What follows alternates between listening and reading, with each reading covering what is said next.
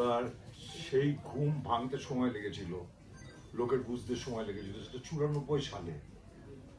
তারপরে আমার মনে হচ্ছে এইসব নিয়ে গানটার লেখার দরকার নেই, কারণ এসব কিছু হবে না। এখন এই গানটা টুটুম ফুটুম করবো, হ্যাঁ এইসব করবো, কারেক্ট আছে। টুকটাক কিছু ছবিতে গানের জন্য ডাক পাই, এখন দেখছি হিরোর গলায় আমার গলা পছন্দ করছে।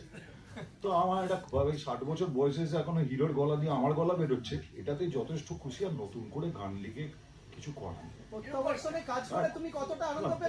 কোন কার সাথে দেখো, আমি একটা কথা বলবো, বাংলা ইন্ডাস্ট্রিতে অন্যান্য যে সমস্ত ঘটনাগুলো যেটা ঘটেছে তার বাইরে আমি একটা কথা বলতে চাই। আমি অত্যন্ত রেসপন্সিবিলিটি এটা বলতে চাই।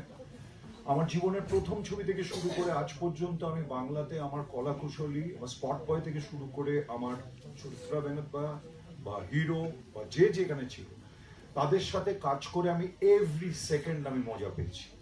একটা ছবি নয়, আমি প্রতিটা ছবিতে মজা পেয়েছি। আমার এখানে ঢুকতেই ভালো লাগে, কারণ এই ইন্ডাস্ট্রির একটা মজা হচ্ছে যে আমাদের গান ইন্ডাস্ট্রিতে কি আমরা যখন গান গাই আমাদের 4-5 জনের টিম, কিন্তু ওটা সিনেমাতে না 20-25-30 জনের টিম থাকেই থাকে।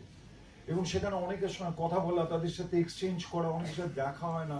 যেমন আমি এবং যদি বলি রূপম, আমাদের বছরে একবার একটা শোতে দেখা হচ্ছে, কিন্তু রুডি আর রূপার এখন ওরা দুজনেই ব্যস্ত রাজনীতি এবং বিভিন্ন কারণে ছবি করে না। আমি সব নিয়ে কথা বলতে গেলে আর কেলো আছে, কিন্তু কিন্তু এদের ঘন ঘন দেখা হতো, যে সৌরভ বলো বা এটা বলে, এদের সবার সাথে আমাদের সাথে ঘন ঘন দেখা না। সিনেমার এই ব্যাপারটা খুব আছে।